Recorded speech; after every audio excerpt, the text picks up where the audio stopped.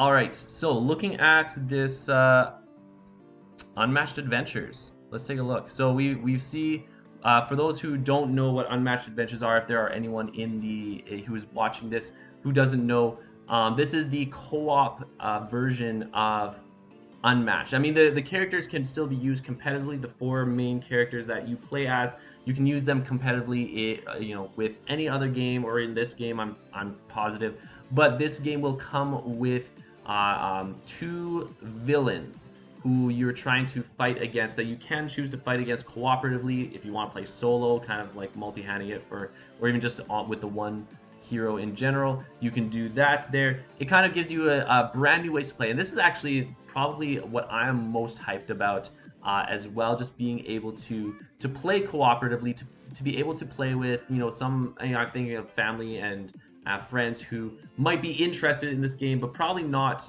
They don't want to get into like super heavy strategy with this, and so this kind of gives more opportunities to play with more people. And so let's take a look.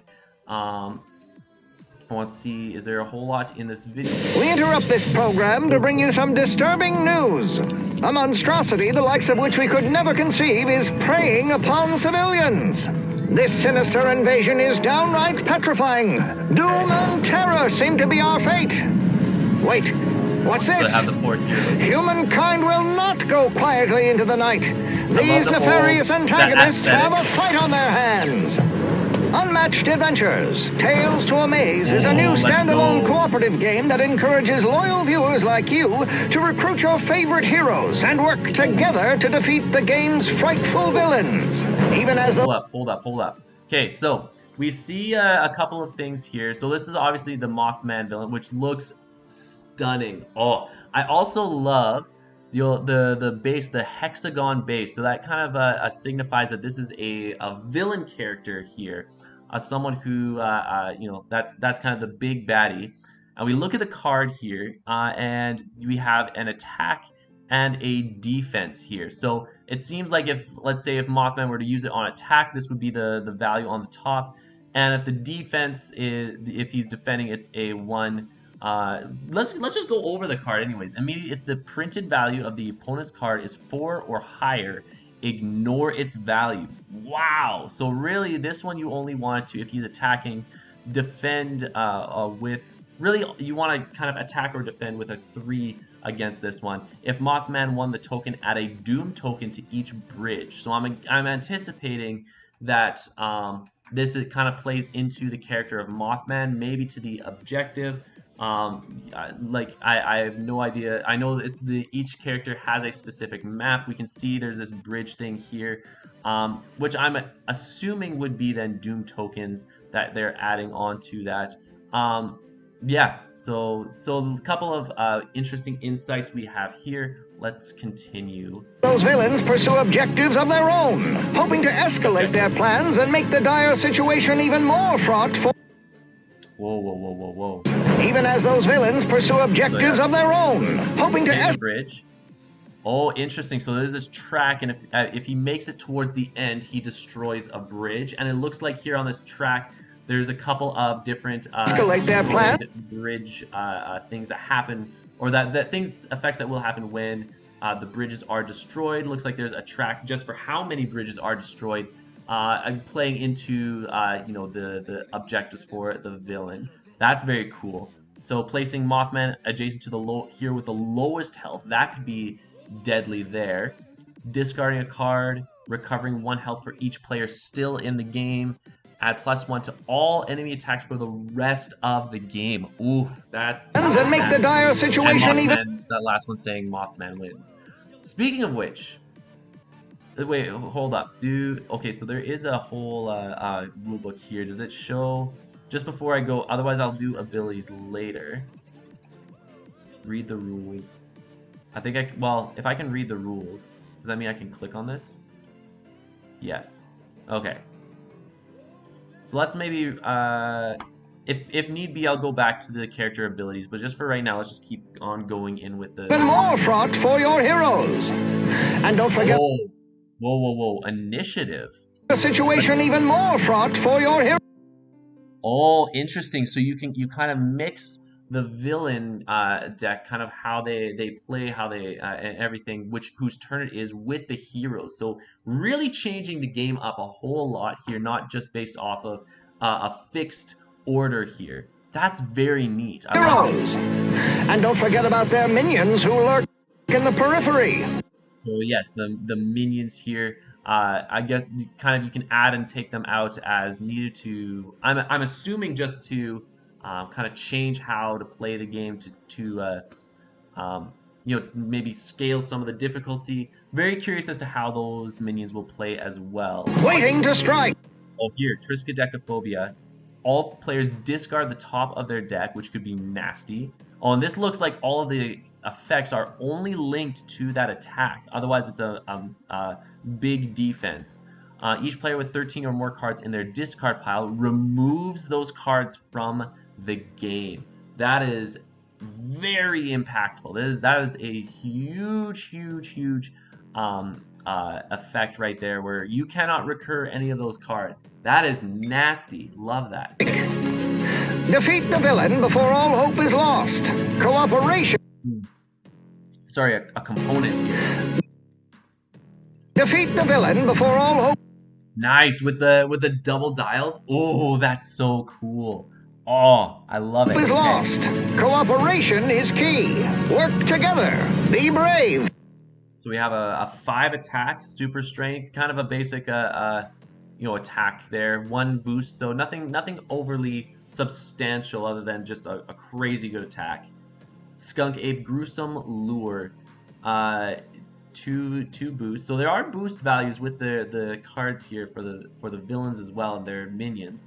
If Skunk Ape did not move this turn, the value of this card is 6 instead. Very interesting. Ooh, I love it. And then a lower end defense there. And may your efforts be not in vain. Our fate depends on it. Hold on. It can't be. Another villain? Another villain. Citizens, will you rise to the challenge? Love this mini. I know the mini was kind of revealed earlier as well, at least on the Discord, and I think on Twitter or something like that. But yeah, love the UFO mini here. Unmatched Adventures, Tales to a... So I'm just trying to take a look. It looks like they're, again, similar to the other one, the Mothman. There's a couple of tracks. There's the four characters here. Or not 4 characters. There's another track here where if they get to the end, the UFO wins. Looks like they have a couple more villains that they kind of switched over. Well, I want to take a look at the map here, the maps. Let's see if I can get a more closer screenshot of that. So we have the maps do look significantly bigger, and I believe, yeah, I would assume that it would have a spot for all 4 plus the villain here. Another So looking at the Mothman map here, don't leave too soon. So again, we have a couple corners there. Nothing. I don't think apart from the main campaign that we're seeing here, there's not a crazy amount of map mechanics. Although we already have a lot going in with this. We have 4 characters we can play competitively, plus an entire co-op mode. Where can you find a video? This is actually the video that's linked to the Kickstarter right now. So like if you were going to Kickstarter, this is the first one here. Pulp Adventure and B Movie Baddies. I love that. Yeah, this is fantastic. So I don't think there's anything too spectacular to note about the map. It kind of, again, split off more into, and partially because I feel like the scale for the map is going to be grander. It's rather than a little bit more intricate, let's say like here, where you're moving with doors and it's a very smaller scale. There's like inside the building, outside the building. This one, it seems like there's just regions here. So you have like this red region, this region here, that region there, a central region, like all these different regions for the map here. Citizens, will you rise? Looking at this board, it looks to be more of the same region. So it look kind of a little bit more of a basic map here. But again, I don't think the maps need to be anything more than just a playground for the villain to kind of live in, right? There doesn't need to be anything extra special per se. This is already extremely hype as is. This is the first time we're getting a dual battlefield, like 2 battlefields on one board in an extremely long time. When was the last time? Because it would have been Buffy, eh? Because that's just before Little Red and Beowulf. So this would have been before Buffy, where we got that dual-sided board there. Anyways, I'm on Kickstarter. Now on Kickstarter. Is there anything else in this last 10 seconds? Restoration Games logo. That's fair. Oh, Nairo, the video produced. And shout out to Dirtle Games, by the way, who came up to Restorations and pitched this idea to them, obviously making it a reality. I don't know the two very personally. I know I've worked with Cardboard Hustle on a couple of things, namely, because I'm blanking on the name of Cardboard Hustle's partner here. Let me just search BGG, because I know they mentioned it there. Unmatched, or if someone in the chat can remind me here. But I know I worked with Cardboard Hustle a little bit on like hack/repeat. There's been a couple of conversations. Fantastic dude. He's got a really the people who are able to design characters and things like this just incredibly well. What's happening here? Unmatched Adventures. The people who are able to like design characters and do that, I have so much respect for them, especially for like the group of people who ended up releasing a hack/repeat. I was lucky enough to be a part of it the first time, and I've been approached the second time as well. Unfortunately, timing just kind of didn't work out to help with that. But I love seeing the what they did with the second set as well. And so yeah, I have absolute respect for people who are able to create stuff in this game. And Unmatched Adventures is even further into the unexpected error occurred. Did we just break Board Game Geek with Unmatched Adventures? Hey, how's it going, mitosis? We're actually just looking at the Unmatched Adventures Kickstarter right now. So I'm not going to worry too much about this right now. I'll get back to it eventually. Oh, that's the Dropbox. So here we are with the title here. Let's get going. Impending Doom, again, with that fantastic Mothman mini. I think of the two, I'm more hyped as far as like the miniatures. I love that Mothman miniature. The UFO one is still quite good. I still enjoy it. But man, Mothman is going to be so fun to play against. So here, kind of as I had mentioned when we looked at the video, that initiative, that kind of it making sure it goes through the entire deck. Everyone's going to be taking their turn in one round, but you don't necessarily know whose turn it's going to be until those cards get flipped over. I played a little bit with this. Not in this one, but with Tiny Epic Defenders. Tiny Epic Defenders has an initiative very similar to this, where you play like you have your cards that will show when you can take your turns, and then you'll also throw in the cards of other minions, other monsters as well. This one kind of playing a little bit into that. I really do like how it is dynamic, as they say. You don't fully know who's going to be the next one that you flip over, but the likelihood of kind of understanding the turn structure and kind of being able to plan that out as you go along really does it helps to create some very interesting decisions as far as how you plan out your moves and what you do based off of who's still left in the deck and what had happened on other people's turn, other minions' turns. Moving, positioning, critical to success. Positioning always, of course, being critical to success. Very interesting note. So it looks like we have like the bridge here, and there's that line through them. I wonder if, like, do the bridge actually act as like movement, like moving through each and every one of them? That's a very interesting thing that you know, just to kind of think about there. Plot: get the most out of your cards. Use your. Ooh, okay. So here's a card that we didn't see in the there. Captain's orders: place Annie in any space in her zone. Then place another friendly fighter in an empty space in Annie's zone. I think it said gain 1 action. So that's gonna be very that card in itself is gonna be extremely important for something like co-op. Competitively, it still has a good place. I think it's awesome that they were able to kind of cater towards, you know, still making these fighters competitive in the Unmatched universe there in the meta, still making the cards usable for sure. Definitely curious as to how that's going to play out, but I think competitively, cooperatively, this is going to be a powerful card. Fighting, we saw this one in the actual game. Ooh, I didn't really take note of the minion dial. It also has that little bit of a hex. That's really, really neat. Mitosis, kind of just responding to yours.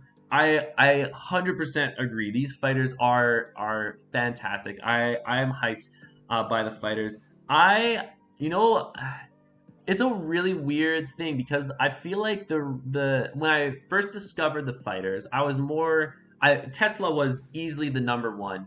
Annie Christmas was kind of lower on the totem pole, and the other two I had not heard about. After hearing the lore a little bit, kind of digging deeper, Golden Bat kind of took the second place spot for me, and then it was Jill. And then now that we've gotten this, I feel like Tesla has kind of lowered, Jill's kind of risen. Annie, who I'm probably still not the most hyped on of the characters, still very interested in. But you know, it's all kind of mixed. I just feel extremely hyped. I think if there's one character I want to try right now, I think it would be Golden Bat. I'm very curious as to how he plays. I think Jill is the close second, followed by Tesla and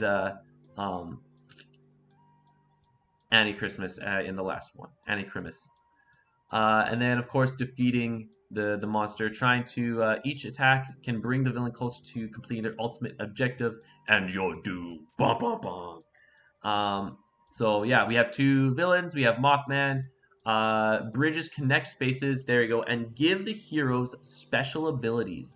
As Mothman destroys them, the battlefield gets hard to navigate, and the heroes lose access to those abilities. So I wonder if they're very similar to the Marvel tokens then, right? Where if you're like, let's say if you're right next to them, you can utilize that ability, but as soon as they're gone, you know, you're done. It kind of plays a little bit different. But yeah, so it does look like they also connect. It's yes, because it says they get harder to navigate. I can't highlight that, but yeah, very interesting how you can. They are not only actions that you can use, and it looks like here there's a little bit of an X going down. So I wonder if that's like a discard, and you can utilize that action. Yeah, we'll see what happens with that one.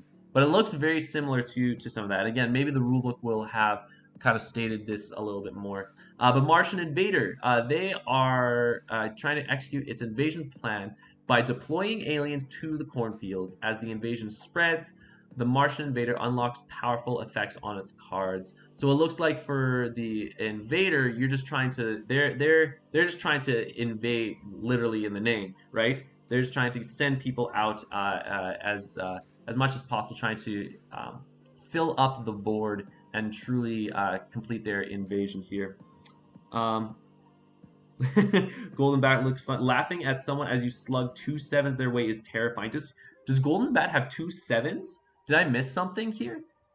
Maybe there's something that I missed either in the Discord and in the video or something like that. But like, I did see like the 5. I saw the 5 value attack there. Maybe there's something that I'll discover fairly soon. But minions here. So we have 6 minions. So we have the Blob, Jersey Devil, Skunk Ape, Ant Queen, Tarantula, and the Loveland Frog, I believe that is. Yeah. He has 2 5s, and his ability can bump those up to a 7. Oof. Ooh. So that's not just, so those 5s are not just a basic 5 like I had said earlier on in the video. That up to a 7. Wow. I mean, we're probably going to get to the abilities very shortly here. Like I said, this is the first time I'm going through um, the Kickstarter and seeing some of these character abilities and everything here. Um, so, spreading acid around the battlefield, discarding cards off player decks, gaining extra actions and more mix and match for the ultimate in replayability. And so I can imagine these might have like a difficulty curve. Like some villains will be more difficult for even not even just in general, although I'm sure there will be a little bit of that, but even for certain heroes, right? Like you might have some heroes that just don't that need their cards, that don't want their cards discarded, or who don't deal well with people who have extra actions, right? And so trying to kind of figure that out is going to be a very interesting mix there. And of course, like they say, adds replayability. You got 2 villains, 6 minions, and I assume there's some sort of scalability in there. So it looks very, very interesting there. And of course, the heroes. So here we go. Jill Trent uses her collection of gadgets for a wide variety of tricky effects, good defenses, and consistent healing. So it looks like there's going to be a lot of interplay with the gadgets there. Annie Christmas hits harder when she punches someone above her weight, gaining a bonus against higher health opponents. That is crazy. Oh, I love that. Also, looking at the minis, I love you know, with this miniature, with Jill, kind of doing a quick overview here. Jill's mini is someone who, on maybe it's just a personal thing, but on first glance, is very much one that would be very kind of like a meh. But I actually really like the way that they did her miniature with this one. Looks like she, even though she is like more of a standing pose, it looks like she's kind of at the ready with her gadgets. I like this one. Annie Christmas. I love the pearls. I'm pretty sure the size of her mini is going to be a little bit bigger. Her pose honestly reminds me a little bit of Luke Cage, except instead of bringing his arms down here, she's like one-upping him and like bringing the arms up here is like, yo, you got fists. Let me show you what I got. There's not a whole lot. I'm not overly hyped about Annie's design. The pearls, however, I think is a really cool thing here. Nikolai Tesla, this miniature, these last two I really like. Kind of going with like a steampunk look with Tesla. He charges up his coils with the power of alternating current and unleashes them for shocking power. This miniature looks like he almost looks like a Ghostbuster. Um, but I really do enjoy the look, the feel of this character, how they kind of went, where they went with his design, with the miniature and with everything here. And then Golden Bat, I love miniatures with, like active poses, right? So you have like Wukong who's like sitting on his his staff right there. You have Squirrel Girl who's like jumping. Something about jumping makes it a little bit different. Right? Right? He totally fits the character. So with Golden Bat, yeah, again, I would say this is a little bit more, kind of like a Moon Knight-esque type of thing, where it's like he's got his action pose type of thing. Yeah, I love Golden Bat. This is at least the miniature here. This one looks really, really good. Yeah, I don't think is a versatile hero with big numbers and powerful effects who hits harder when he stands his ground. So it doesn't look like he actually wants to, kind of based off this description, it looks like he doesn't necessarily want to move around a whole lot, at least as far as like making sure his effects go off a little bit more here. Amazing events. Their strength grows.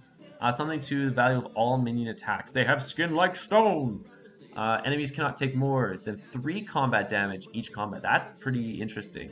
They strike from the shadows. Whenever you shuffle an enemy's deck, put their deception card at the bottom. Their deception card. Ooh, okay. A deck of cards that upgrades the enemies. Interesting. Which effects you choose and how many you will use will change the game's difficulty and the strategy you need to take, adding a ton of replayability. So even more so than just the different villains, their minions. looks like they've included a deck. The biggest worry I had about this game is we have two villains. They have, there's only so much replayability. The replayability factor was my biggest thing. Trying to come up with a system that is robust enough to keep things moving, and being able to scale like this. These were the biggest critiques I had, or the biggest worries I had with this. And I mean, I trust Restoration at this point. Like if they were to put out a set about like Barbies or something like that, I would trust that they would do it justice and make it somewhat interesting. But they right now, what I am reading, assuming it goes off like it all plays as I'm imagining, they are really impressing me with all of this, right? Like this looks amazing. Like I love, as simple as a deck of cards to make this scale a little bit better. Love that. All heroes in unmatched sets are compatible. All heroes in kind of playing that there. Play other heroes, so ones in other unmatched sets. In Tales to Amaze, play Tales to Amaze heroes with other unmatched sets. Play any heroes competitively with the Tales to Amaze game board up to 5 players. So if you ever had a game group of 5 and before it was like a little bit awkward to try to like get an unmatched game going, maybe you had like 1v1 and one, or you kind of had to like make up rules. Now you have 2 game boards, a double-sided game board that can play up to 5 players. That's fantastic. Read the rules, which we'll probably do right next with the Dropbox here. Learn how the cooperative rules and how villains work. Unique rules for heroes and battlefields in this game. Standard unmatched rules for players. Feel like we know specifically with the core rules. We can probably skip over that. If you don't know, there's lots of resources. If let's say you're not in Unmatched, lots of resources here. For the sake of this stream, this video, we're gonna just look at just the other 2 here. Unbelievable value. What's in the box? So 2 villain miniatures, 8 Doom/Alien tokens, and I believe they mentioned that. I think they're double-sided there so that you can kind of utilize them both. 19 villain action cards. Now, I would assume that's together. So it looks like there's 19 cards between the 2 of them. So how they divided that up, obviously with an odd number. I wonder if maybe there's a specific difficulty thing. Who knows? 45 minion action cards. And again, similar to the other one, 45 does not divide by 6 very evenly. So I'm very curious if, let's say, certain minions have more cards than others. 8 health dials, 6 minion tokens, 22 initiative cards. Hold up. 1, 2, 3, 4, 5, 6, 7. You have your 4 heroes, 11. I wonder if the tokens here, I guess for the aliens, because that would be another 8. But 22 initiative cards. Maybe if there's a ways to make that a little bit, there might be more clarity in the future here. 12 amazing event cards, 1 double-sided game board, Dr. Jill Trent. So it looks like Daisy is going to be the sidekick here. 1 gadget token. So it looks like there's a gadget token here. I wonder if that's how that's all going to play out. Annie Christmas with Charlie as the sidekick. Oh, so here's another interesting thing. So we have Jill Trent, 13 health. Daisy at 6 health. So not a very low health fighters with Jill and Daisy here. I'm sure the effects and everything will kind of help to bring up a little bit more stock in where she's at competitively, or even like just cooperatively how well she'll do. But very low health between the 2 of them. Annie a little bit more beefier, especially Charlie. Charlie having that 8 health is going to be a bigger deal. Annie 1 more health than Jill with a 14. Combined 22 off the gate. Tesla also sitting at 14 right here. So a lot of lower health characters so far. And there we have the 2 coil tokens, which I'm assuming will play into his gameplay. And then Golden Bat with another whopping 18. So he's a little bit more on the beefier side. Not a surprise that I'm a little bit more into this character here. But yeah, very interesting. Extra, as a special bonus to backers, if you pledge for a copy of the game, you'll also receive these special promos. So we have Doom Moths and Little Green Marshes. So instead of using those tokens, you have all of the you have smaller miniatures here, which are fantastic. I love the design on these. I love how there's like the little skull on the back of the moths, and but they still have that moth, face there. And those marshes, they look so cute. But they look like they're kind of like people you don't tell that they're cute, or else they will mess with you. They'll be aggressive quite back, pull out their weapons and vaporize you. But man, these look so cool.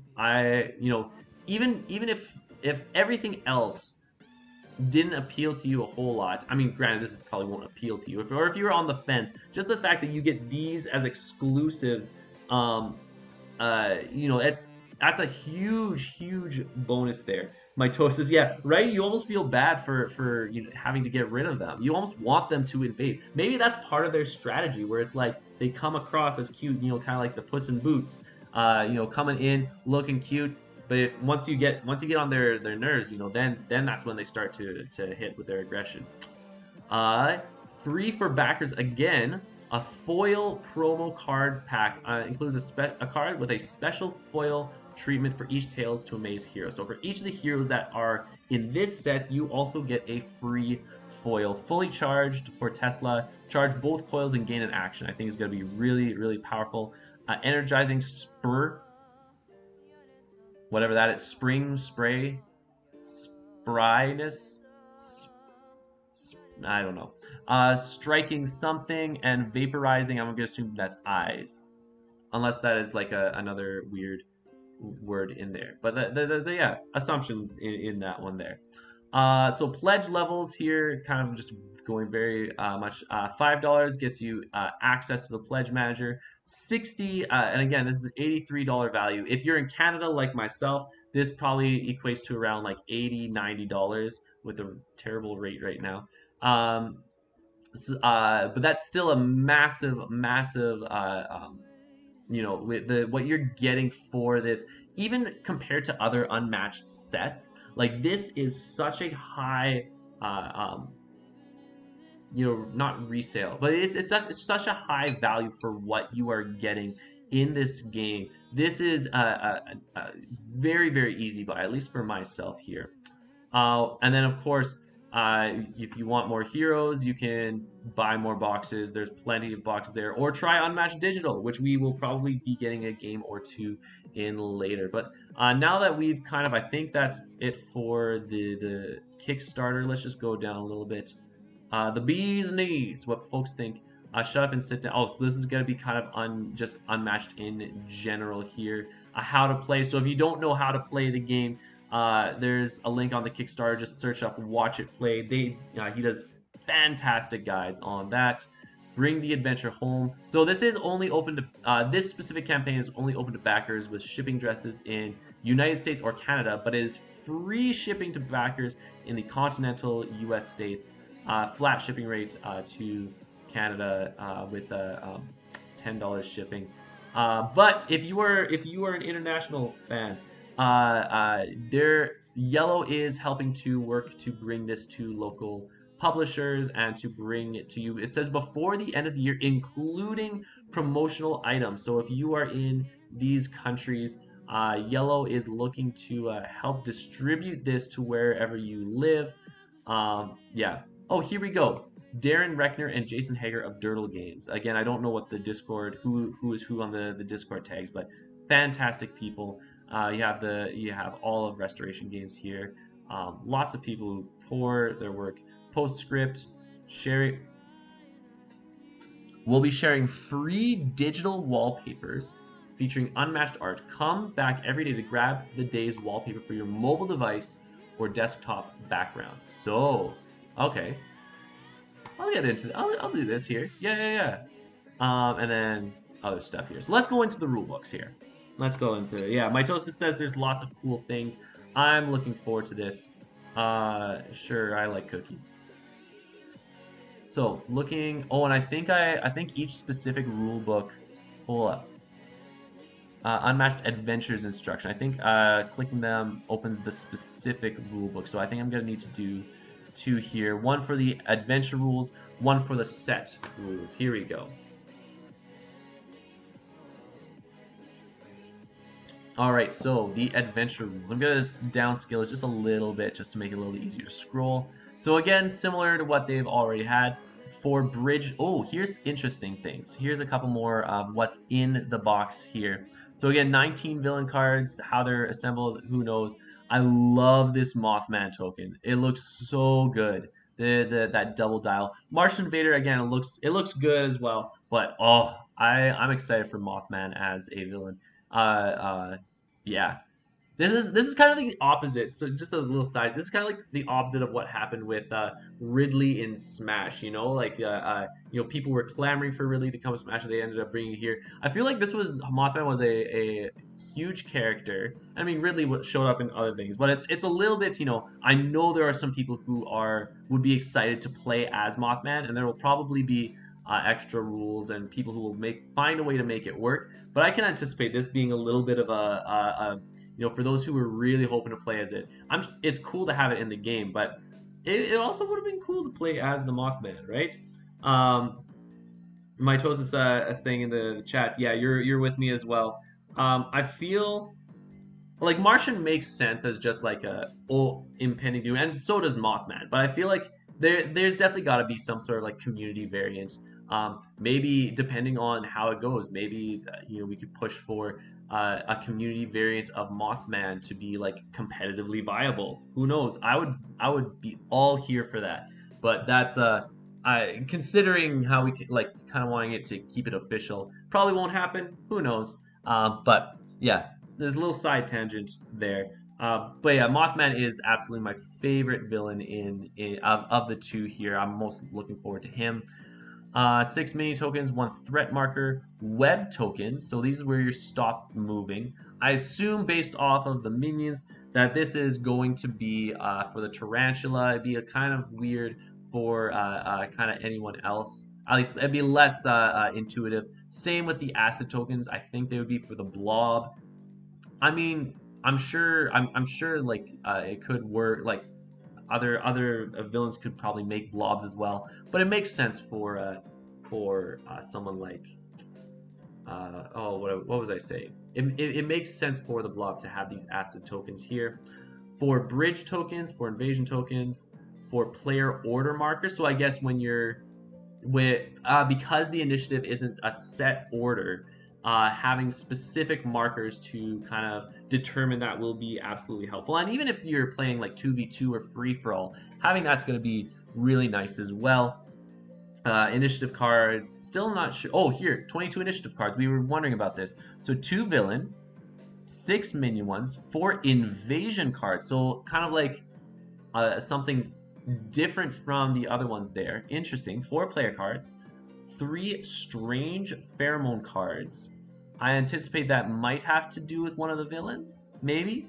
And then 3 Loveland Frog Strikes Again cards. So something that's obviously with the Loveland Frog. Yeah, that makes sense there. And here we have the action deck. So 10 Mothman cards, slightly more in the Mothman deck than the Martian Invader, which with only 9. 8 Ant Queen, 8 Blob, 8 Jersey Devil, 8 Loveland Frog. And again, because they strike again, they're probably going to be going through that deck a little bit quicker. Maybe they're going to be reusing it so you can kind of play up on that as well. Who knows? We have Skunk Ape, 6 only for Skunk Ape and 7 for the Tarantula. Very interesting how they're allocating them. I'm curious as to how that changes the way that you play them, like the difficulty scaling, how that changes just like very intricate things with the design, right? A villain terrorizes the town, bringing its minions to wreak havoc. A group of unlikely heroes bands together to combat this threat. Who will win? Tales to Maze brings together classic enemies from the pulps and local legends of the mid 20th century. Gotta love those pulps. Shout out to oranges. Choose the villain, choose the minions, save the world. So, standalone game. that uses the core rules and the heroes from Unmatched in a whole new way. Up to 4 heroes will work together to defeat a villain controlled by the game. You can use the heroes in this set or mix and match heroes from other Unmatched sets. You can even use the heroes in competitive games of Unmatched. And so there are core rules as well. We won't go over that. Mothman and Martian Invader with a unique objective. Each time the villain completes its objective, it gets harder for the hero. So it kind of scaling as the game is going on. Meanwhile, the villain's minions threaten the heroes with their own attacks. So it's not specifically going towards the objective, but they are still nuisances nonetheless. If they complete all of the objectives, the heroes lose. Players should communicate what's in there. So this does allow for open communication, which I know with a lot of cooperative games, sometimes it's tough to like enforce closed communication. But this is really cool. They communicate what's in their hand of cards, coordinate turns, and make plans. They can play with open hands if preferred. This is really, and it's something like playing with younger kids, playing with people who aren't into gaming is the reason why I'm the most hyped for this set. Like I'm thinking even years down the line when my kids start to grow up and they can start to understand a couple of these things, being able to play with the open hands is going to be incredibly helpful. Or getting people into this game just to have a basic understanding. It's kind of like an added stepping stone just to have a basic understanding of how to play this game, and this is what I'm most excited for there. Going back a little just to chat. Side note: the way you read that reminds me of just how much I love the theming for everything in this set, especially the marketing. The marketing is top notch. I love that they leaned into this. Like they said, it was pulps and local legends of the mid 20th century. I love how they leaned into that theme. Shout out to the marketing team for just like really doing so well. The reveals for this have been all incredible. And your first game of adventures is you teaching your little brother, right? I feel like this is going to be a common sight where we see adventures being used as a way to introduce more people to the system. And even if they don't like the competitive thing, they have a valid way of now playing this game when otherwise they wouldn't have been able to. So this is fantastic. I'm loving this. Players win if they defeat the villain, reducing the villain's health to 0. I'm assuming that does not include the minions, because it doesn't say anything about the minions. Again, wording is very in most games is very particular, and so if they can reduce the villain's health to 0, that helps.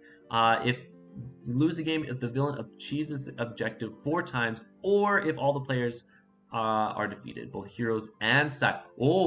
So even if a heroes and sidekicks, let's say there's only a sidekick left on the board, they can come in with the W.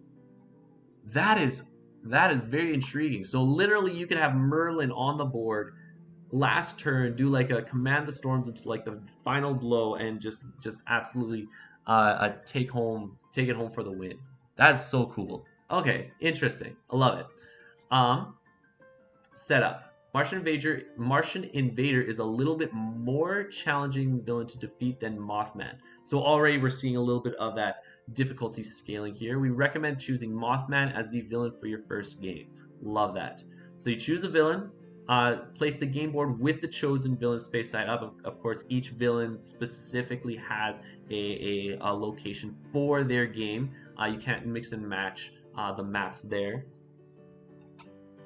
Threat marker in the first space of the threat track. Shuffle the villain's action deck, starting based on the number of players. So 10 health per player. So 1 player game, only 10 health. 4 player game, 40 health in total. That's again very, very interesting. Place the villain miniature on the 5 starting space. So again, if you're playing in a free for all for 5, this will be that would be where the 5th player would start. Choose a number of minions equal to the number of players. You can choose them randomly using the initiative cards, or decide which ones to choose. That's very cool how you can kind of like choose based off of that, where you can kind of play either randomly, or if you have certain minions you would like to try it against, you can decide that as well. And that initiative cards being a deciding factor is really cool as well. Shuffle the minions deck, set them to 10. So it looks like all the minions have a health dial of 10. That doesn't look like that's changing there. place the token in any space adjacent to the villain. So it has to be an empty space adjacent to the villain.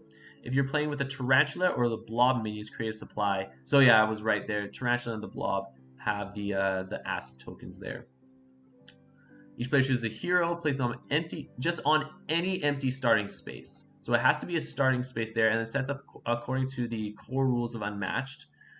Takes the player order marker corresponding to the space their hero is starting. So depending on where you start, if you start on number 1, you are player 1. If you start on number 4, you're player 4. So whichever place you start on just indicates which player you are. It doesn't necessarily mean you go first, but when you take those initiative cards, that's going to show which player is going next. So if I start on number, in this example, they say if you start on number 3 as Annie Christmas, you are player 3 whenever the initiative card shows player 3. That is your turn. Take the initiative cards for the villain, minions, and players being used, shuffle them together, place them near the board. If playing with the Loveland Frog or Ant Queen minions. Okay, so Ant Queen is the one with the strange pheromone. Did it show that? Did that say that way earlier on? I knew Ant Queen. It just said strange pheromone cards there. So Loveland Frog and Ant Queen. So it seems like as far as like interesting mechanics go, so far the villains that we see that have like really unique ones just based off of like setup and stuff like that. We have Tarantula, Blob, Ant Queen, and Loveland Frog. With Jersey Devil and Skunk Ape, still nothing. I mean, they're gonna be unique, but nothing crazy yet. But these ones will have added initiative cards into the deck there. Mothman, the Harbinger of Doom, randomly place the 4 bridge tokens on the bridge spaces with their effect side up. Place 1 Doom token on bridge 1, so each of them will... one Doom token is going to be on one of the bridge. Bridge numbers are printed on the game board near the token spaces. So even though you have the bridge, what type of bridge is going to be at bridge 1 is going to be different there. And so that's neat. You can make the game more difficult by using event cards. We'll learn about them later. Martian Invader. So if you're playing with him, shuffle invasion cards into the initiative deck based on the number of players. So they'll have extra invasion cards based off of how many people are playing. Similar, and again, it scales similar to a lot of like things like the health and everything. Turn the 4 invasion tokens face down. So there's 4 invasion tokens. Mix them up and randomly place them on the 4 invasion spots. Enemies are controlled by the game, the AI essentially. Enemies have a number of special rules. So this is, again, when you talk about wording is very key here. Being able to take note, and that does make a difference on effects for your cards as well. The main enemy is called the villain, so as they've mentioned here, and other enemies are called minions. These are similar to heroes and sidekicks controlled by players, but effects that specifically refer to anyone that's heroes or sidekicks do not affect heroes or minions, because heroes and minions are not named, villains and minions are not named heroes and sidekicks. Effects that refer to fighters, however, affect enemies as normal. Action cards. Each enemy has its own deck of action cards. I need to slow down my talking here. All enemy cards are versatile cards, so kind of as we mentioned, like they can be used to attack and defend, and can be used to attack or defend. Unlike regular versatile cards, however, these cards have separate attack and defense values. It'd be interesting to see like if there's a competitive fighter who utilized this, right? That'd be an interesting design space to work with as well. I like that it's in the co-op version. It makes sense, but yeah, it's just a side note there. Most enemy actions also have effects here. Sometimes the effects will resolve whether the card is used for attack or defense, designated by the information enclosed by a single gray box. So in this instance, this effect will go off regardless of if it's an attack or defense. Other times, the effect will only resolve when the card is used to attack, designated by 2 separate gray boxes. I don't know if there's anyone that's used to just defend. It doesn't state that here, so it looks like most of them are used if they're only attacking, but that is that there. Movement, enemies may move through other enemies, but not through heroes or sidekicks. So very similarly to as heroes and sidekicks can move through friendly ones, but not through enemy ones. This is very similar here. Some effects place an enemy on the closest empty starting space. Place them on the closest starting space without a fighter. If they are already on a starting space, place them on a new one. So again, a part of it is the wording of place, right? Where although most of the times when they say place, you can kind of place it wherever, but I feel like with this one where because it has specifically says empty starting space, you have to place them down where something is empty. Enemy hands and discarding. Enemies do not have a hand of cards, so if an effect would allow or would reveal or allow a player to look at an enemy's hand or any number of cards in his hand, instead, so rather than looking at a specific hand, look at the top card of its deck. If an enemy is forced to discard any number of cards, whether random or not, put that many cards from the top of its deck into its discard pile. So kind of playing differently from normal, when you're looking at hands. Rather than looking at it, you're just revealing what cards on their deck, kind of getting a bit of information as to what they'll do next. And of course, discarding, being able to discard cards from the deck there. So yeah, very, very interesting use for some of these enemies. Like Mitosis said, unfortunately, fighters like Sherlock is not gonna have fun with which one is it? The villains and minions, considering a lot of them are targeted towards heroes, and a lot of those effects will not work very well then. But it looks like that is the case here. Threat track. Each villain has a threat track on its respective board that displays how close it is to meeting its objective. Identifies the villain's progress towards as well as the current threat level. So the further down you go, there's a certain threat level. Once you get to the end, it's reached its progress. Enemy cards and effects say when to advance the threat marker along the track. So it'll be through enemy cards there. When advancing, count the spaces one by one, ignoring the printed numbers below the track. So don't pay attention to any of that. It's not important to specifically moving towards it. Indicated by the printed number under the track's position. So if you're towards the end, it's a threat level is 5. Towards the beginning, it's a 1 or a 2. The villain achieves once it reaches the end of the threat track, it achieves its objective, noted in the special rules on pages 12 and 4, which page are we on? We're on 7. Ignore any additional spaces the threat marker would move. Immediately resolve the objective. So as soon as it hits that objective, you immediately resolve it. Then unless that ends the game, return the threat marker back to the first. So it's going to constantly cycle through as stated there. The Tarantula and Bob the Blob. That's his official name now. We call him Bob the Blob. Blob tokens add tokens to their spaces. Tarantula with webs and Blob with acid. A space can only have one token of each type. So unlike things like Sattler's tokens, I think InGen can only have, it's only an unoccupied space, right? So things like Sattler's that can stack up, I think that's one of the only ones. Maybe Invisible Man's Fog that can stack up. Every space can only have one token. Once a web or acid token is placed on a space, it cannot be moved or removed. If an effect places one of these tokens and there are none of that type in the supply, nothing happens. So if they have brought out all of their webs or acid attacks, and there's nothing left in the supply, you just keep playing with the ones that are on there. Enemies ignore tokens. Only heroes and sidekicks are affected by them. For the webs, a hero or sidekick that enters an empty space with a web token must end their movement. They may, however, move again with a new action or effect. So similar to Muldoon's traps, once you step on them, you have to stop there. A hero or sidekick ignores the web effect if there is a friendly fighter on the space. So if there is already a friendly fighter on that space where you've stopped moving, so very interesting.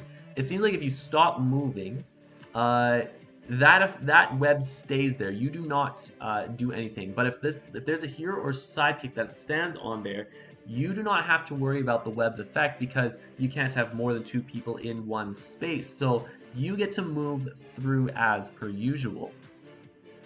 With acid, a hero or sidekick that enters an empty space with an acid token takes 1 damage. They do not stop movement.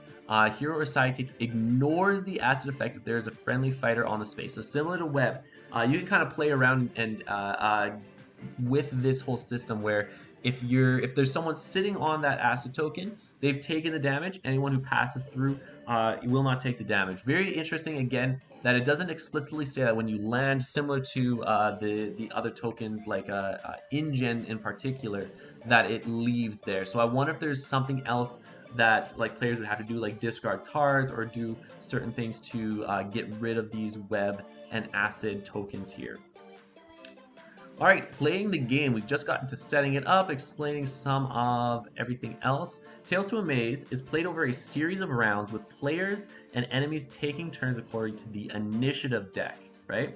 So we have the initiative deck here. At the start of each turn, reveal the top card of the initiative deck and identify what player or enemy it belongs to. Some have effects that resolve when they are revealed. So looks like when Loveland Frog, kind of going here, it says he takes a turn. So when he's revealed, that is the case. And others only have effects that resolve at the end of the round. Always follow the right now text immediately, if any. This usually involves taking a player or enemy, or involves a player or enemy taking a turn.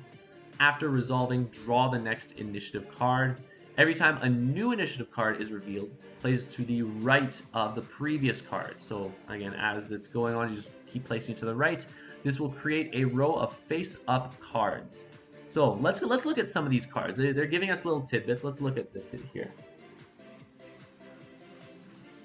So at the end of the round, so we have Loveland Frog. He takes a turn. End of the round, deal 1 damage to each opposing fighter adjacent to Loveland Frog.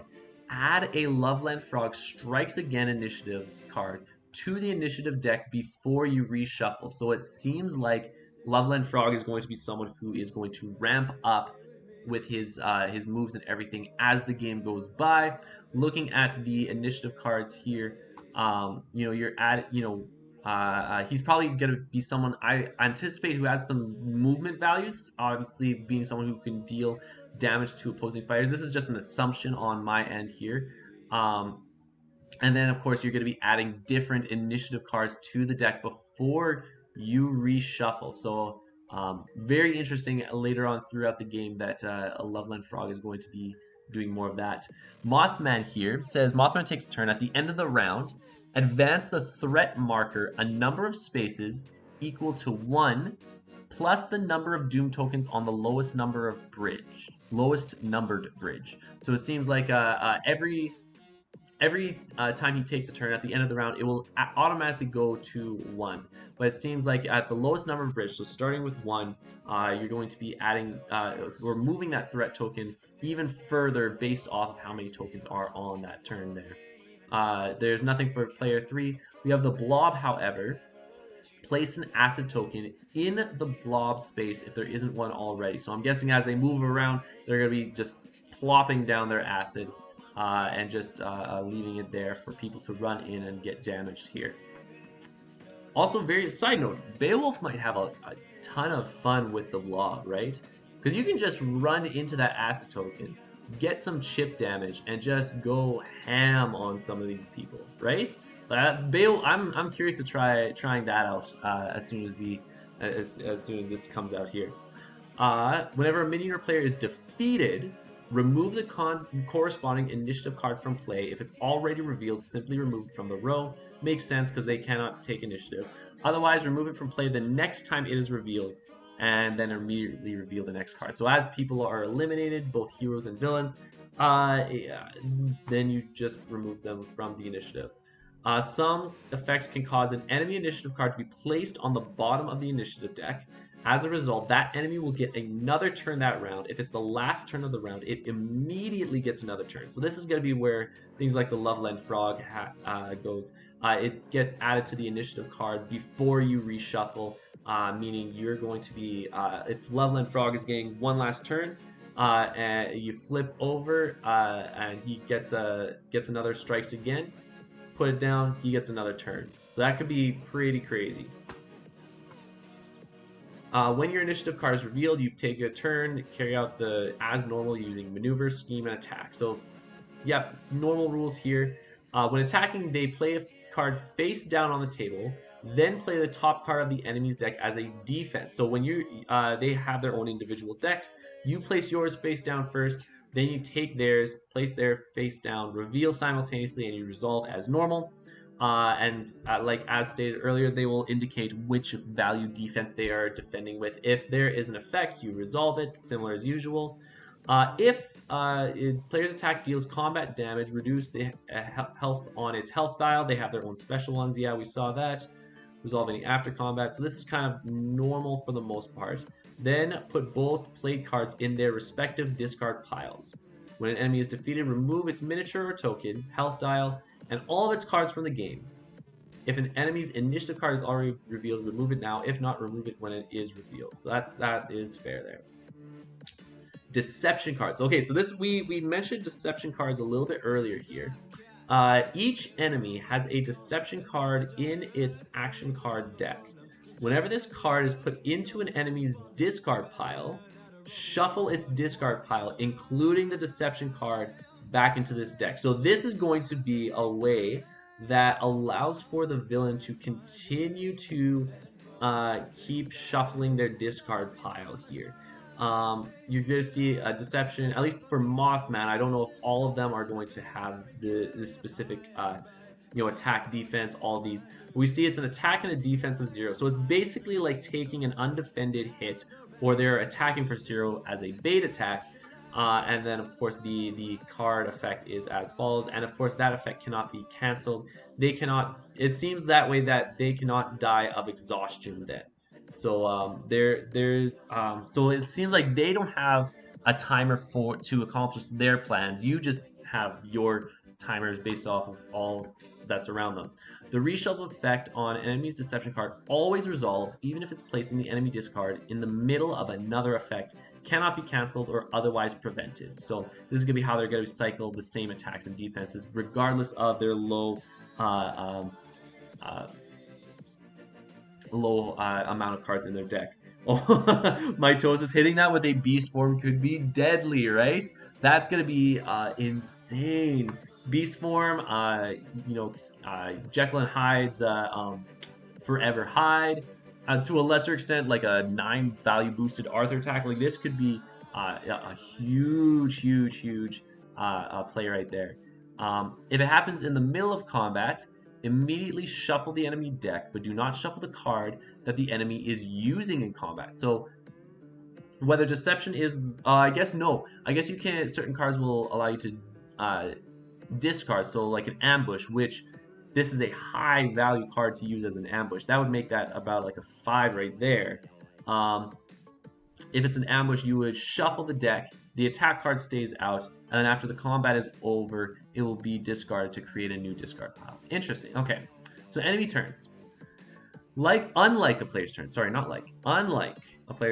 enemies will not take 2 actions. On an enemy's turn, it will try to attack 1 time, moving as necessary to do so.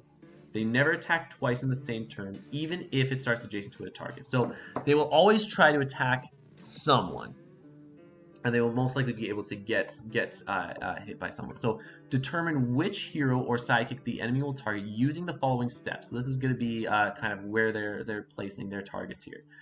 First, adjacency. If the enemy is adjacent to 1 hero or sidekick, it attacks it. You're right there. You're in my grill. I'm going to hit you back.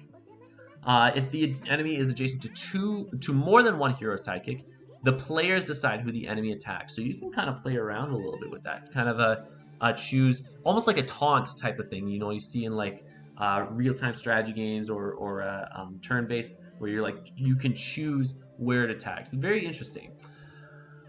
So, closest target. If no target is adjacent, the enemy will move to attack the closest target within its move value. So they do have a move value here. I think it did mention on their player card. Let's see. Yeah, so Loveland Frog has a move value of 3. Mothman and the Blob have a move value of 3 as well.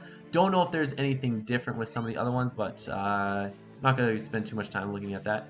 So within the move value, If it can reach the closest target by multiple routes, it takes the shortest route. If there is a tie, the players choose. So a lot of times where the players can kind of interact and manipulate that a bit. If there's no target, if there are multiple routes to take, the player chooses a route. Oh, sorry, if there's a tie for the closest target as far as like the fighters here, the same similar idea. And then if there are multiple routes, the player chooses. So it makes it very simple. There's not. I like it in some ways where, like, even though it's not automated, where you have to think a little bit more, it keeps it very streamlined, and I really do enjoy that fact that it's like, okay, the players get to choose. There's a little bit of that where you can kind of manipulate it and play around with it, and it's a little bit more streamlined, a little bit easier, which is what you kind of want for a set like this. If no target is within its move value, the enemy does not move or attack. Instead, advance the threat marker by 1. So if you're willing to let that threat marker be moved further, you can choose to have everyone kind of move out of their way, but that could be potentially deadly there as well. So it gives a couple of examples. Mothman's adjacent to Tesla. Because they're both adjacent, he chooses who Mothman decides. And the second one, he's not adjacent, so it will move. Golden Bat is 2 spaces, Daisy's 3, so he'll attack Golden Bat. Example 3, Loveland Frog is not adjacent to anyone. The closest person is 4 spaces away, so it does not move, and the threat track is advanced, and he ends his turn.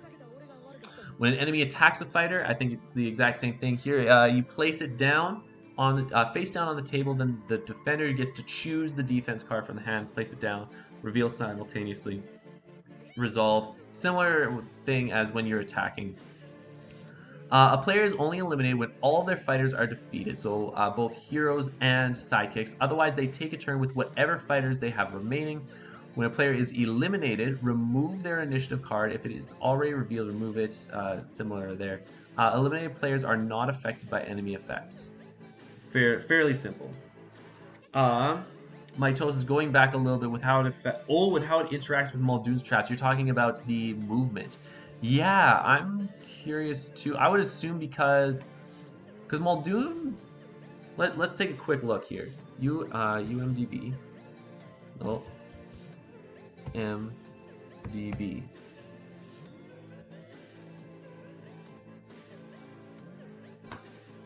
Muldoon here. Let's go, or engine, right? It'll be under engine somewhere here. There we are. Because it might change. Because again, if it says fighter, if is in more than one zone, you may pick a space in any of them. The target space cannot contain any fighters or other tokens. When an opposing fighter enters a trap, the trap goes off.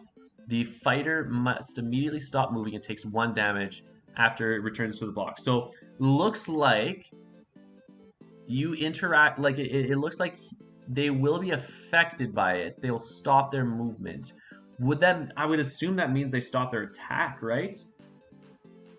Yeah, does a threat go up? This is very interesting. I'd be very curious to see what the developers would say to that. That's a very interesting rule there, whether they still attack or not. Okay, let's keep moving. End of the round. After the last card in the initiative deck is played and all fighters have taken their turns, resolve the end of... Oh, sorry. End of the round is not at the end of their turn, but that's after all of the initiative is played one at a time, from left first, then to right. So you can play around some of it as well. Speaking of which, Skunk Ape, we haven't seen this one. Deal damage to one adjacent hero or sidekick equal to the threat level. So that threat level being 1 to 5, you could be dealing damage to... You could be dealing quite a bit of damage to certain fighters as well. One time from left to right. After resolving all end of round effects, shuffle the initiative cards together and start the next round. Note, the Loveland Frog and Ant Queen can add new cards to the initiative deck. They are added when the initiative cards are shuffled together after all end of round effects are resolved. So that with the Loveland Frog that we did see earlier. Where'd it go? Here. This is at the end of the round, so before you reshuffle. Okay, so it doesn't just like go 1 then 2.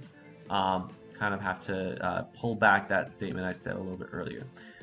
End a game, very similar. If you win by defeating the villain, or if you lose, that's the end of the game. Special rules. So here's we go into some of the flavor, like kind of what will be specifically with these villains here, and maybe even with some of the minions. Just the special rules here. So each bridge acts as a connection between the two spaces adjacent to it, as indicated as a line on the token. So they do act as being able to help with movement as well. Fighters may move or attack across the bridge between two spaces as normal. A bridge token is not a separate space. They may not stop their movement on a bridge. Mothman will destroy the lowest numbered bridge every time the threat marker reaches the end of the threat track. Their bridge numbers are printed on the board near the token spaces. So kind of where they end up being landed there. A bridge can have up to 8 Doom tokens. If an effect places Doom tokens and there are not enough in the supply, the players place as many as they can. So again, we mentioned this is important because as you are building up the Doom tokens, at the end of the round for Mothman, he's going to increase that threat level based off of how many the Doom tokens are on the lowest numbered bridge and add it by 1.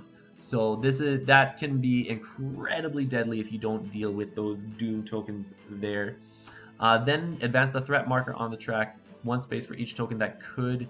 Oh, interesting. So this actually plays into this. So if an effect places Doom tokens and there's not enough in the supply, if the players haven't been able to put stuff into the supply, they place as many as they can, and then for the ones that could not be placed, advance the threat marker on the threat track for 1 space per token that is not placed. So that is crazy. That could be very dangerous. Activating a bridge. So these are the abilities here.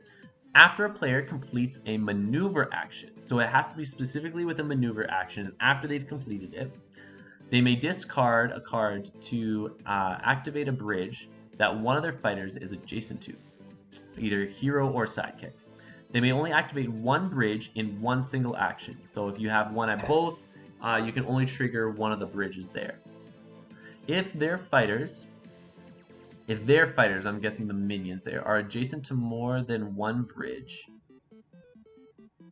Oh, it kind of plays more into this. So they may activate only 1 bridge in a single action. If a person's fighters are adjacent to more than, they choose which one to activate.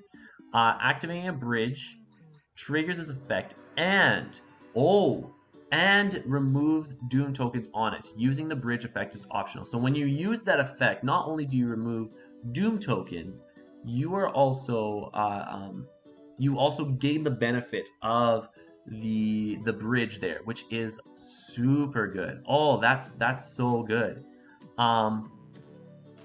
Perfect. So drawbridge. Here's the 4 bridges. Drawbridge. Choose a player.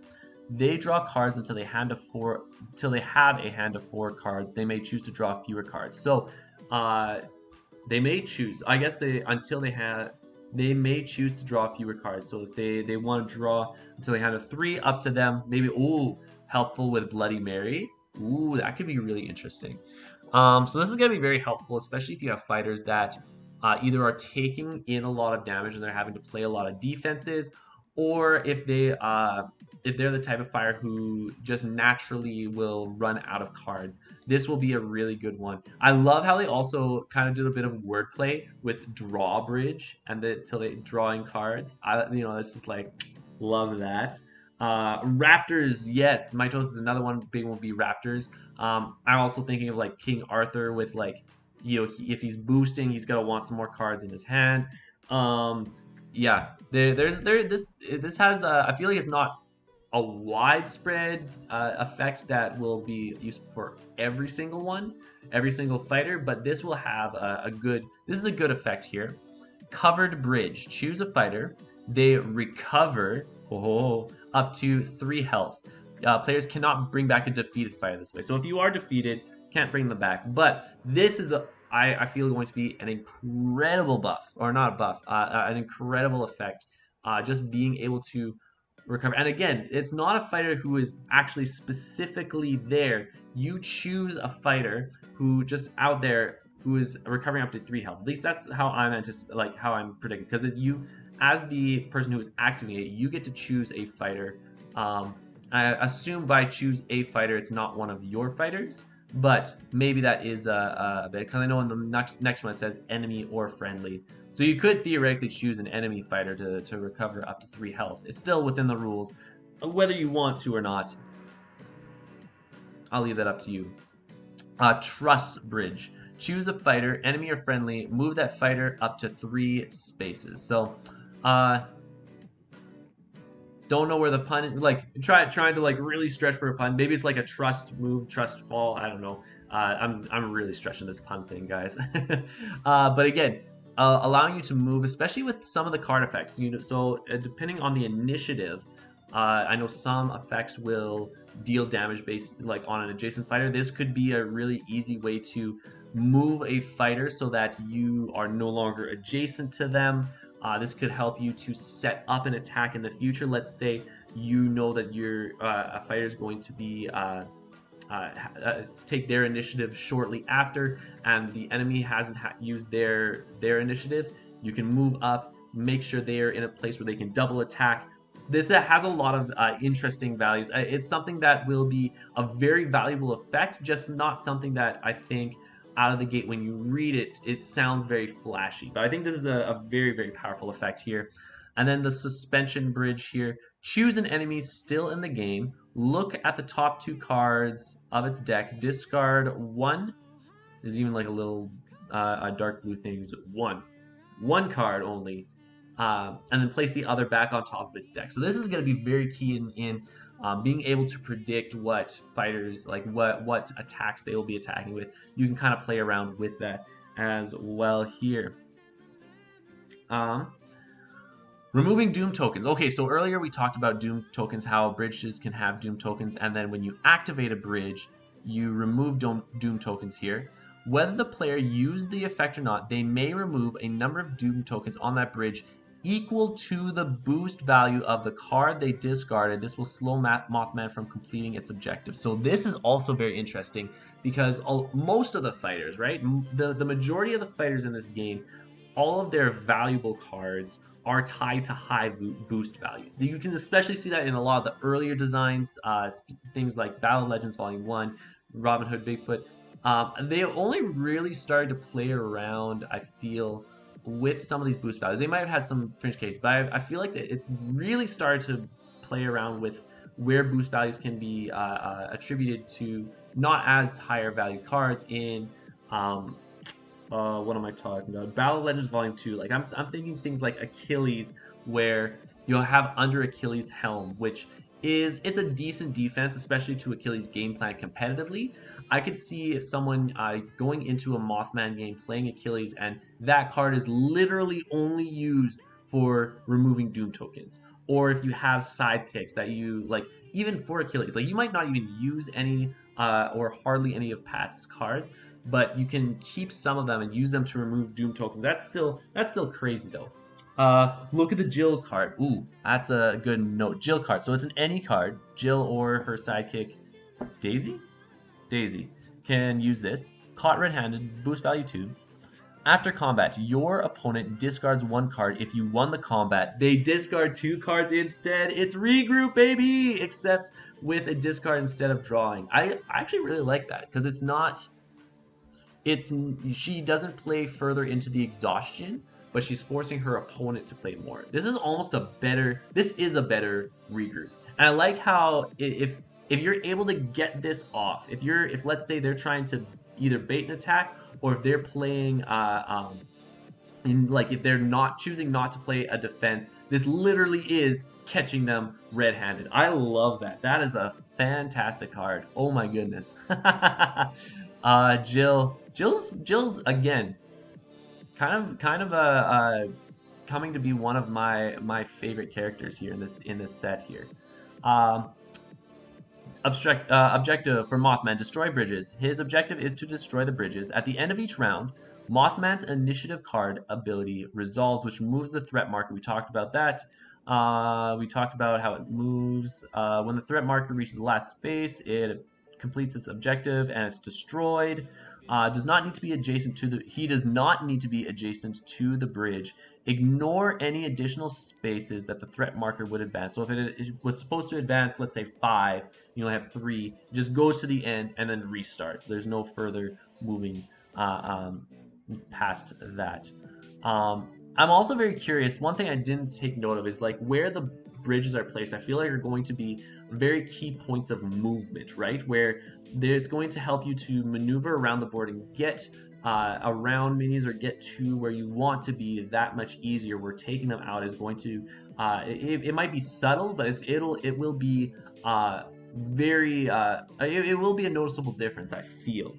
Um, People in your group are already arguing who will play Jill first. That's the I love just all the cool things that the heroes and ideas that they've come up with this game. There's a reason why this is my favorite game, folks. Like this is hype right here. I love this. Um, when Mothman destroys any one of the first 3 bridges, because the last one Mothman would win, resolve the destroyed bridge as follows. Move all doom markers on the destroyed bridge to the next lowest numbered bridge. So if it still has doom markers, it's piling on to whatever markers might be on that other bridge as well. Or if they only accumulates on one, it's just transferring over. Remove the destroyed bridge token and place it on the leftmost destroyed bridge spot near the threat track. We saw that in that video on the board. Resolve the 2 effects. So also on that video, there were 2 effects just below that destroyed bridge spot. You would resolve them as indicated by the connecting lines and place the threat marker on the first space as we talked about. Once it's destroyed, the spaces beside them are no longer connected. Players may no longer move between them or attack across with a melee fighter. Those ranged fighters, if it's in the same zone, that's fine. And after the 4th bridge, the heroes lose. So this is here an example. He destroys the bridge. The markers get placed. The doom markers will get placed on the bridge number 2. Destroyed bridge will be up here. You resolve these 2 effects there, and threat marker goes back.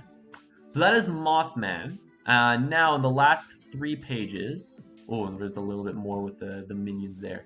In the last couple of pages, we have Martian Invader and a couple other things. So here we go, the fields. Oh, interesting. There's a bunch of different fields here. I didn't even notice that there. The map contains 8 different fields, numbered 1 to 8, and it borders all spaces on its perimeter. Field borders all spaces on its perimeter. Some spaces border 2 fields. Oh, so yes. So a field like let's say for 1, all the spaces are going to border that field, and some like these middle ones are going to border 2, like 4 and 6. Each field may contain up to 8 aliens. So just like the bridges are going to be getting doom tokens, the fields themselves are going to be putting aliens into the fields there. A field without any alien tokens is an empty field. Duh. But I mean, again, I understand the reason they put it in the rule book, but that's understandable. A field with at least 1 alien token is occupied, just like the restroom. If it's not there, it's empty. It's occupied when you have someone in the bathroom. Aliens. The Martian Invader is sending aliens into fields to invade Earth. They are not fighters. So the aliens themselves are not fighters, cannot be attacked, and cannot be the target of any effects. Wow. Oh, interesting. If an effect places aliens and there are not enough in the supply, players place as many as they can and then advance the threat track space, 1 space for each alien that could not be placed. Removing alien tokens. So after a player completes a maneuver action, they may remove 1 alien from a field that borders the space one of their fighters is on. So if I maneuvered and I end up in one of these 2 green spaces on number 1, I can take out 1 alien in that field. They may move an alien whether they move their fighters or not. So you can literally just camp there. Right there.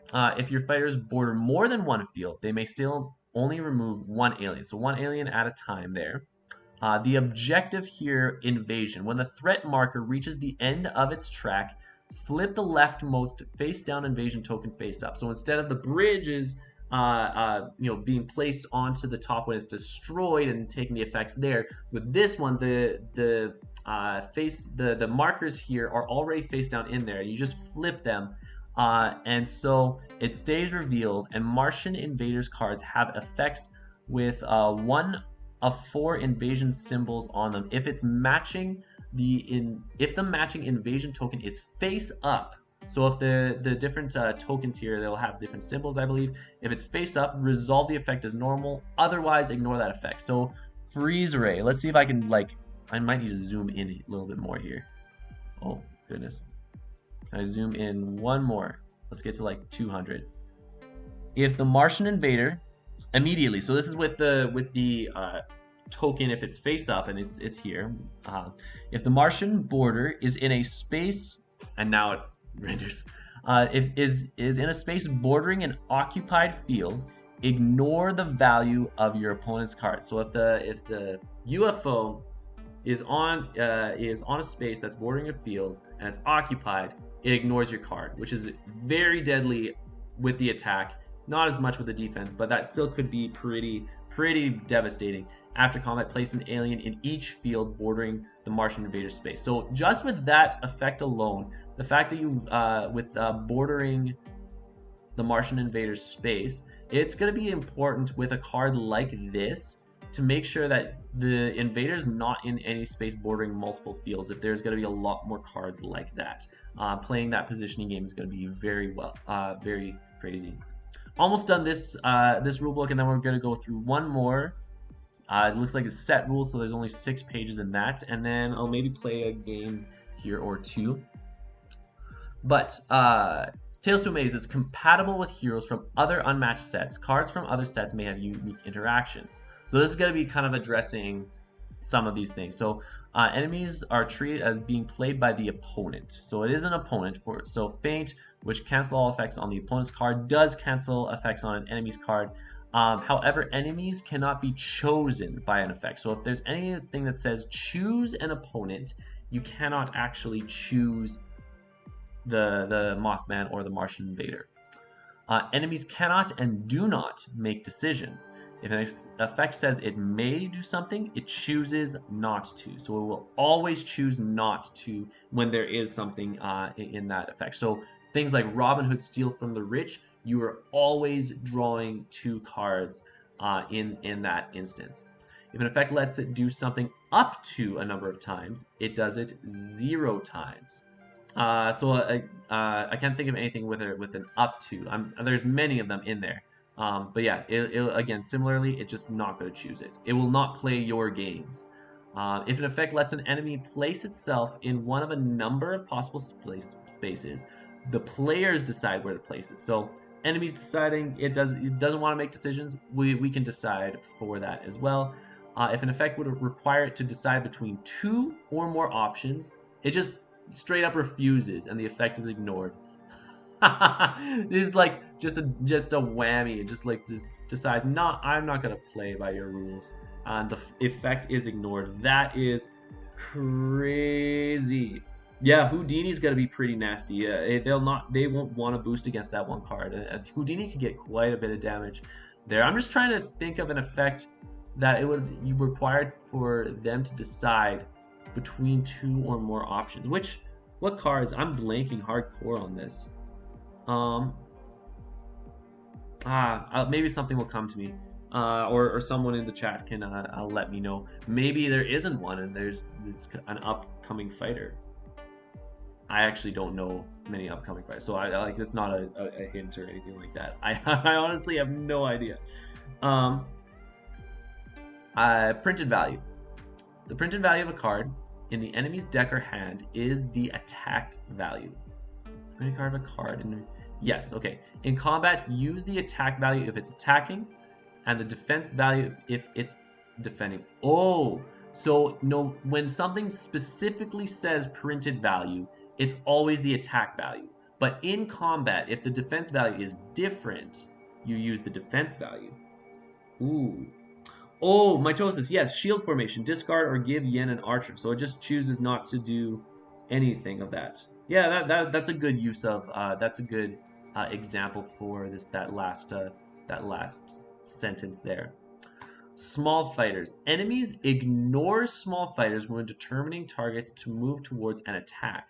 So all of those squirrels, it completely ignores them as targets, meaning Squirrel Girl could be absolutely powerful. Like she could go crazy. Um, that's nuts. Uh, drawing cards. If an effect results in an enemy drawing cards, shuffle that many cards. So instead of drawing, shuffle that many cards from the top of the discard pile into its deck. If there aren't enough, just shuffle the entire discard pile into its deck. As we kind of talked about, enemies cannot become exhausted. I'm guessing then, the players will still have those exhaustion techniques as well. Returning to hand. If an effect returns a card specifically to an enemy's hand, put that card on top of its deck. So Dracula's effect, the mind reading one, whatever that's called, that's gonna be put a hand, and because you choose, right? Like you look at their hand, but you're gonna look at the top card, and it's just basically going to be a basic defense, if I'm reading that correct, right? Here, let's quickly, just a very very brief Drac here. Right, do my bidding. Return your opponent's attack cards to their hand.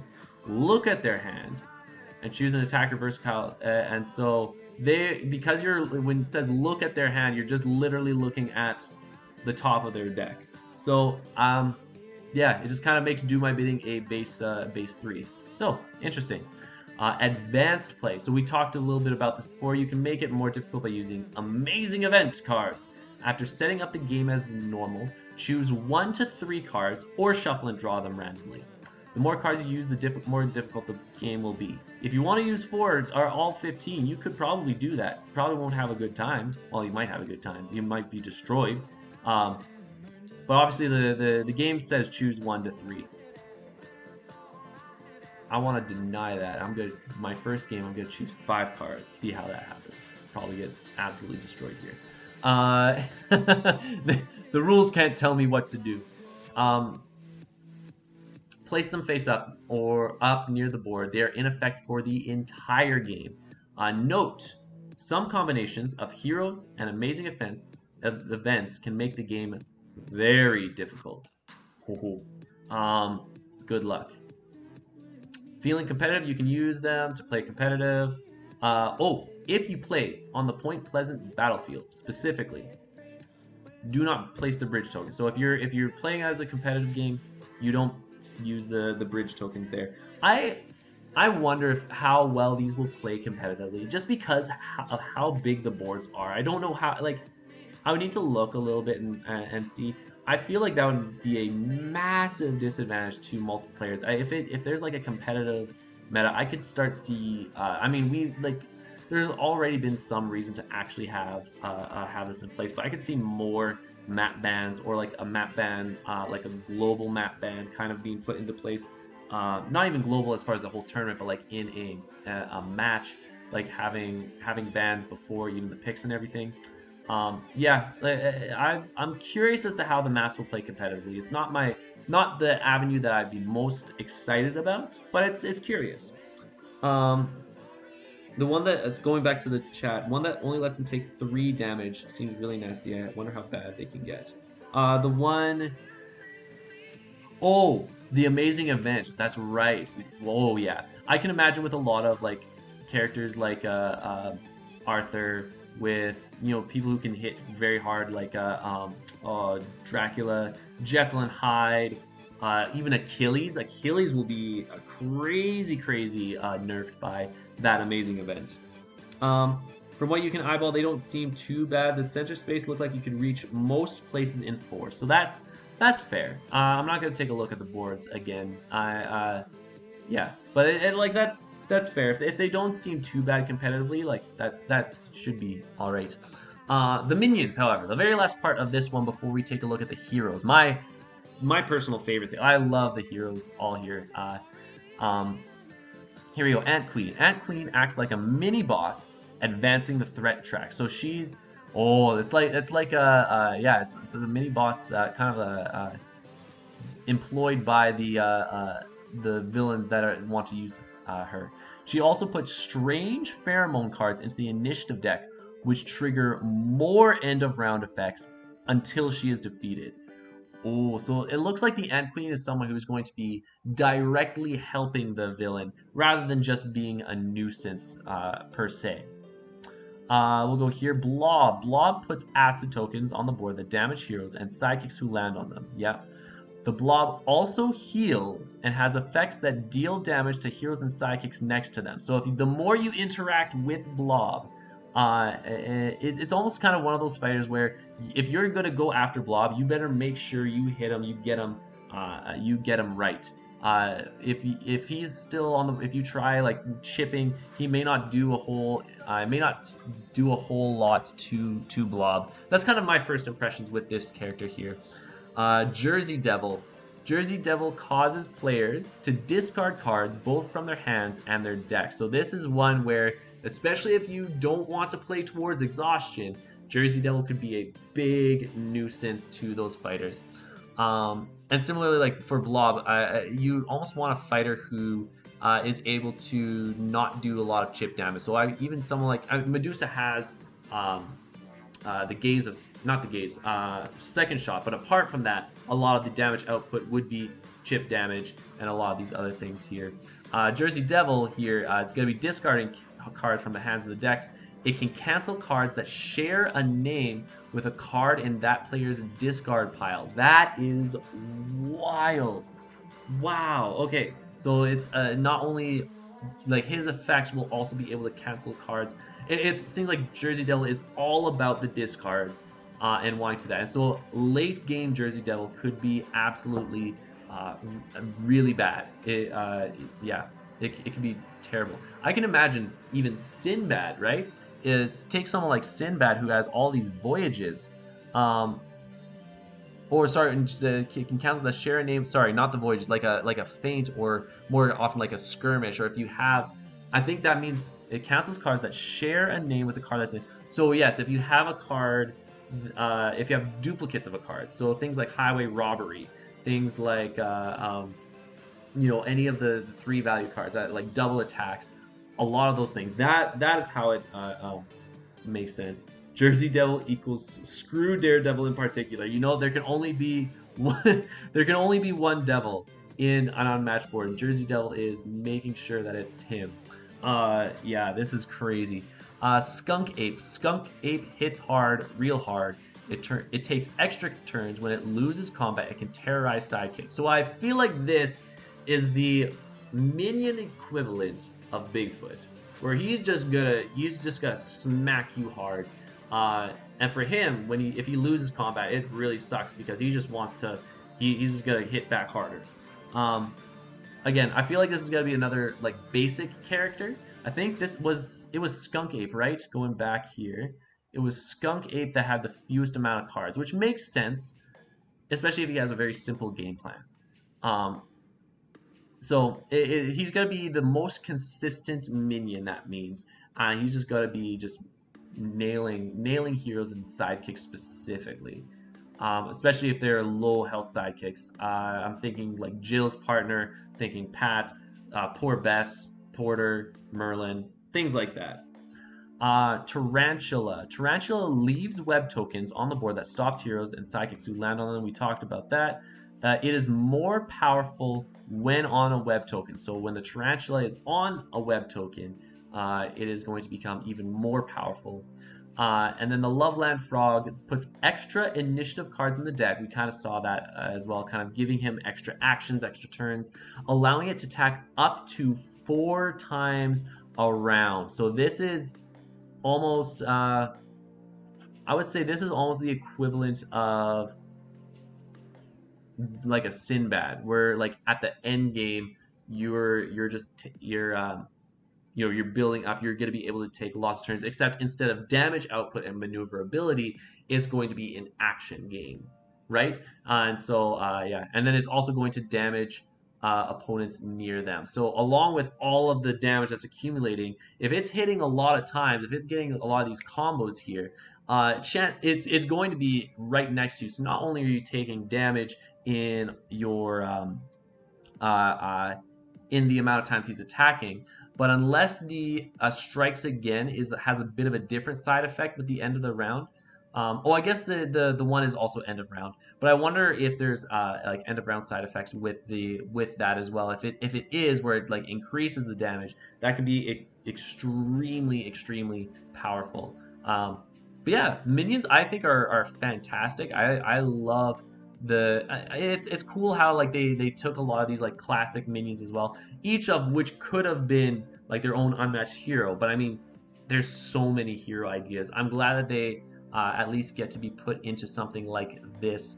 And I love the unique shape of the tokens as well. Like these minions are just so cool. So this is the Unmatched Adventures rulebook. Let's go one more into the hero rulebook here. This is going to be the set rules specifically for more of the heroes here. We talked about the components here. Uh, we talked. This was on the Kickstarter page as well. Special rules for the set. So heroes in the set have effects that tell you to reveal cards from a player's deck. To do that, flip that card face up so both players can see it. Then return the card to the top of the deck unless an effect tells you otherwise. I feel like we've had revealed stuff there, but I feel like it's probably going to play a little bit more in this set as well. So Dr. Jill Trent, Gadgetology. So this is going to be kind of her big effect or big not effect, a big mechanic. There we go. Dr. Jill Trent has two wondrous gadgets, and I feel like that word, because it's highlighted, that's going to be a big keyword there, represented on the two sides of her gadget token. So the one gadget token, as she kind of flips between the two of them, she may only have one gadget active at any time. At the start of your turn, you decide what gadget you want to be active. Place that side of the token face up. You may choose the same gadget as on your previous turn. So, like Jekyll and Hyde with flipping between the forms, except with this one, it is a gadget, and with those gadgets, it seems like they allow you to uh, uh, do an effect here. So let's zoom in right here. Hypno Ray Blaster. During combat, if your card's printed value is lower than your opponent's, I'm assuming your opponent's printed value as well. Reveal the top card of your opponent's deck. Increase the value of your attack by the boost value of the revealed card. So you take the revealed card. It's basically like a blind boost, except you're using your opponent's deck, and you are and you're applying it to your attack, right? And you're putting it right back on there instead of a full blind boost where you would normally discard it. Crazy. And then Ultra Bionic Tonic. Love the rhyming there. If your card's printed value is higher than your opponent, so one is if it's lower, interesting, and one of it is if it's higher, Jill recovers 1 health. Not only that, but this is a cool thing, is this, I would assume, okay, here, this answers my question, so it's not even done here. Both of Jill's gadgets have an effect that results when she attacks. I was just about to say, I wonder if it's for both attacking and defense. So it's attacks. Her sidekick, Daisy, does not use the active gadget unless you place Sister in Arms, which it will be a card. I'm going to go back out again. Oh, way too much. Both gadgets compare the printed value of your attack card against the printed value of opponent's defense card. So it's both printed values. If your opponent did not play a card, treat their printed value as 0. This is really neat. So it takes that Jekyll and Hyde mechanic, which the forms changing has been used quite a bit, but this one adds a little bit into the effects here. And just like Mitosis, I really agree with you here. This ability, I am super hyped with this. I'm very curious. I would assume then, just because of how powerful these effects can be, I wonder if the cards in her deck will be whether they'll be very variable in their values, whether they'll be kind of middle, kind of kind of in the middle of the road there.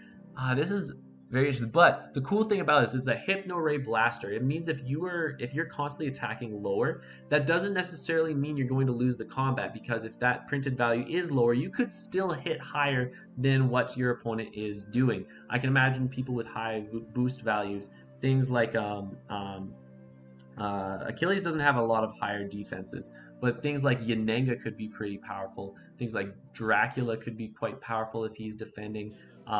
There's a couple of big targets there. I can also here's the thing. I can see this being very bad against Luke. You probably would want to stick with the Ultra Bionic Tonic, just because all of his defenses are 2 and lower. Very just like these are random thoughts that are just kind of going through as far as how well this character will do into others. I'm not gonna do a full like dive through what whether they're gonna be good or not into a bunch of these, but very cool way of utilizing that flip mechanic again. Definitely excited for this gadget, and I believe there should be so much. I can imagine there's lots of interplay between the gadgets with if they're active or not. So very excited for Jill. Next, we have Annie Christmas, Necklace of Pearls. Annie Christmas adds 2 to the value of her attacks if their health is less than the defender's health. Like all abilities, this is not a card effect and cannot be cancelled by cards such as Feint. Rip It Arthur, whose ability is the only one that can be cancelled.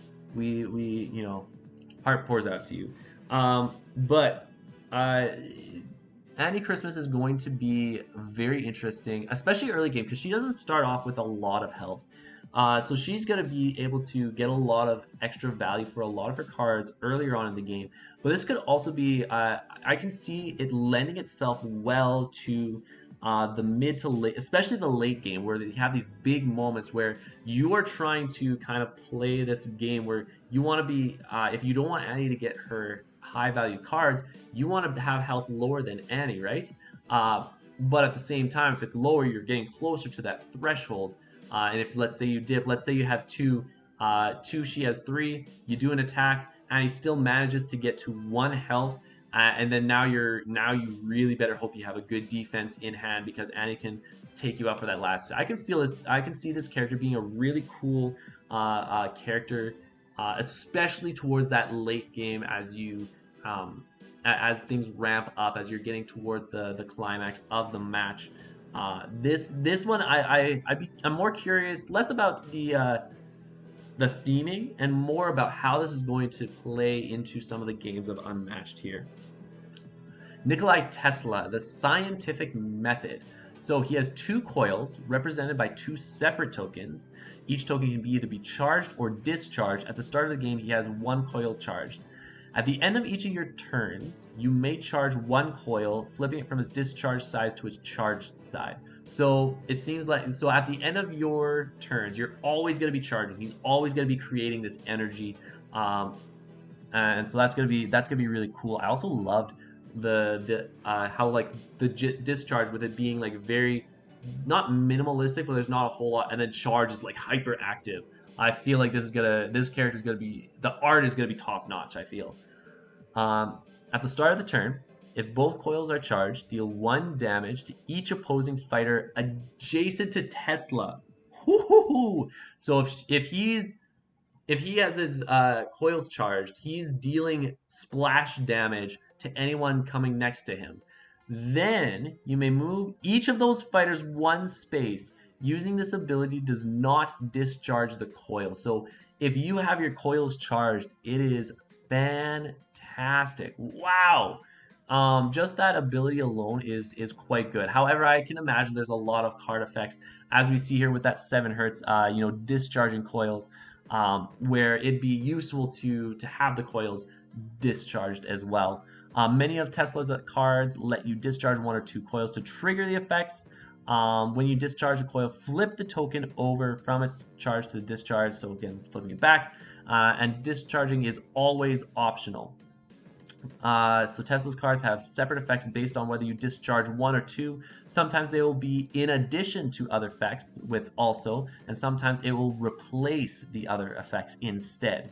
If you discharge 2, read the effect for 1 coil. and then read the effect for 2 coils and resolve accordingly. Oh, so you read the effect with one. So it looks like if you were for 7 hertz, if you just charge just one, it'd be a gain in action, which not only because at the end of your turn you're charging it back up, right? So if you attack, discharge one, you gain an action. If you choose to attack again with something, you don't have to discharge another coil. You can bring it right back up. And if the opponent still wants to come after you, you can threaten to deal a damage to a fighter adjacent to Tesla. And then if he wants you to move further away, also allow you to move you away. So there's a little bit of a fun decision-making points with this character as well. If you discharge 2, you may not resolve the effect for 1 coil twice. So if, I believe that's kind of talking about if you discharge 1 coil, you can't use that 1 coil thing again. If you gain 1 action, if you suddenly discharge the other one, you can't gain that action again, saying you discharged 1 coil. I think that's how I think that's how it's interpreted there. Love that. Seems like a very simple, like Annie Christmas seems a very simple character. I don't know many of her cards, so I don't know if it's gonna be much different there. Jill, I feel like has a lot of depth so far. Tesla, there's a lot of wording and a lot of things to kind of work through. But he seems to be someone who seems fairly basic. And Golden Bat, I feel like he's going to be a basic hero as well. Someone who's going to be more simpler. And we'll go over this here. Gains +2 to his attacks if you did not take the maneuver action that turn. So again, kind of hinting back to earlier on with how he gets more powerful if he stays in place, if he stays strong. And so it kind of helps with that. It says take the maneuver action that turn. So he still gets the bonus if he was moved by another effect, such as his arrive just in time card. However, he does not get the bonus if you took the maneuver action but did not move him. So it's all about specifically the maneuver action. So they're playing around with just the word maneuver. So kind of how Golden Bat is able to utilize his effects based off of that one concept alone is crazy. I love that. Like all abilities, this is not a card effect. It cannot be canceled by cards such as Feint.